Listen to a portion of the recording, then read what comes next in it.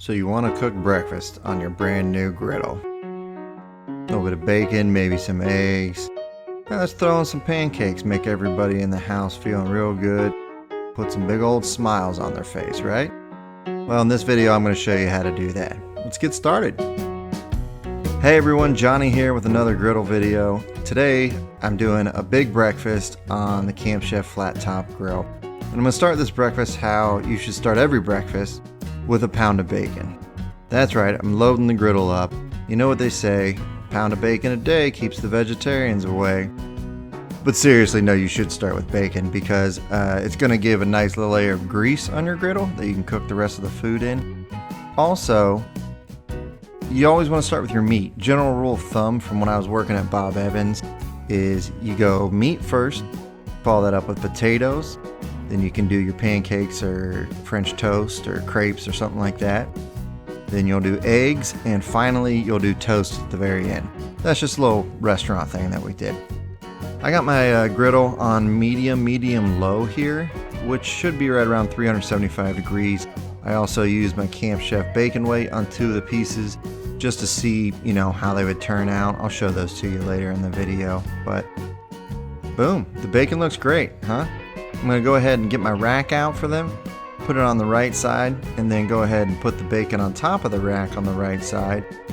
Move some of the grease off and get started with the next part of my cook. Look at all that bacon, man. It's going to hold up fine, and even on the rack, it's still going to stay warm. You can always put it back down on the griddle if you want to, keep it warm. Tons of grease. Now let's see the 2 pieces that I had on the weight. They're pretty flat, I will say that. So Camp Chef sells this bacon weight for, well, obviously it's called a bacon or panini press. It has little ridges on it if you want to make a panini too. And you can see the pieces next to each other. The ones on the right where it had the weight on it, the ones on the left didn't. I don't know if that's necessary or you really need to buy this to cook bacon. It does cook it faster, but it's just another toy that I have. So I went ahead and cut the heat on that side before I put my potatoes down. These are frozen Kroger potatoes, which now after I get the bacon down into the little grease trough, put a little more bacon grease on top there, just to give them some good flavor. So yeah, these are the frozen Kroger brand potatoes, and I'm not gonna lie, I don't really love them. I used them 3 times, and I'm not a big fan. I love their shredded hash browns, not a huge fan of these. What I put on top there is some salt, pepper, garlic powder, and paprika, and seasoned salt. It's actually seasoned salt, not regular salt. I wish I had smoked paprika, but I didn't. So a little bit more oil, then I toss them around. The potatoes were fine, it's just not, I don't know, they're not great. I'd rather just use fresh ones next time. They have a better texture and flavor. If you know of any good frozen potatoes, keep around in the fridge or the freezer just in case, put them in the comments and let me know. So mix our potatoes up, get all the seasonings in there, then we're gonna move them off to the side of the griddle over near the bacon, and after that we're gonna go ahead and get started with our pancake. Alright, move my little rack around. I would recommend the rack. The panini press thing, I don't know, it's good for smash burgers, it's not necessarily for bacon or anything, but the rack is good to have over there. I can put my spatula on it without getting hot, I can put the bacon on it. And now I took the bacon off, I put it in that corner, and you saw I already cut the heat. The one all the way on the right is off, completely off. So I'm really just holding this stuff warm. It's still gonna get residual heat from everything. Took my towel and wiped everything down. I wanna make sure there's no salt and pepper laying around from the potatoes before I put these pancakes down.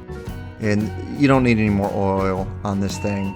There's plenty of seasoning, and the bacon grease is still slightly around, so it's good too. Just got myself 5 little pancakes. I like the batter a little thick. That's how I do it. You can, if you want them thinner, add more water. If you want them thicker, add less water. Again, this is just for me and my wife, so it's kind of a lot, but she's pregnant, so she's eating for 2, and we're having bacon, so I'm eating for 4. Tried to do some smiley faces. One of them turned out pretty good. The other one looks more like an angry, yeah, the one I'm messing with right now. I went too high with that chocolate chip, I think. Yeah, live and learn. The next one.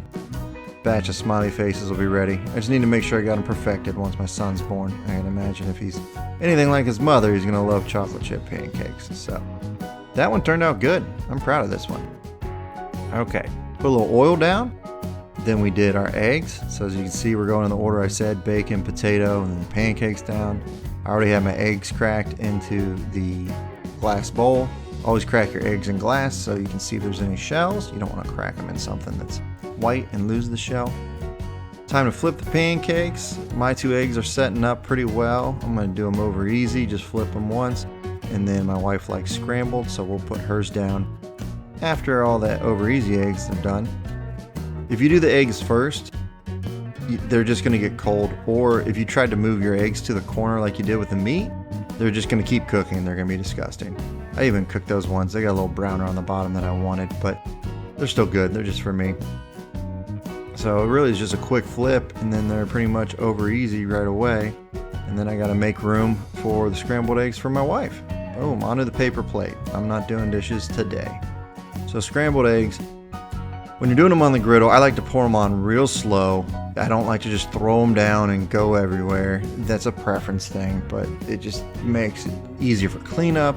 I also feel like you lose some eggs, like you go through the hassle of scrambling them up and then they go all over your griddle and like half of an egg is left on the grill that you didn't even get to eat. So I just pour a little bit at a time. I move them around. Sometimes I'll make like a little well in the middle where I'm going to pour more of them so that they kind of stay contained there. So you'll see here, let me do that there. Got like my little pocket where I'm going to put the rest of the eggs in. And those were just 2 scrambled eggs, so it kind of looks like a lot, but they'll just kind of spread out all over the place. And you don't want a messy griddle. You don't just want to throw them all over the place. Just add a little bit, wait for them to cook, move them around, add a little bit more.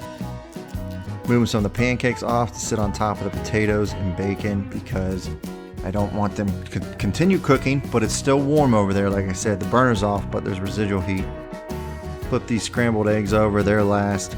I didn't do any toast, but this would be a good time if you wanted to just toast some bread up on the griddle. You could throw it down there. Wait for these scrambled eggs to finish. We'll plate them up on the paper plate as well. There they are, scrambled eggs. Come on your paper plate. Let's put everything on there. Walk them back inside, and there you have it, folks. We got our big breakfast: bacon, eggs, potatoes, smiley face pancake, and one just jacked up pancake. Some over easy eggs. Really can't go wrong. Appreciate you watching this video. If you want to see more griddle videos, click on the right side of the screen. Also, I really would love it if you could subscribe. If you enjoy my griddle videos, don't forget to do that. Thank you so much for watching. Have a great day and keep on cooking.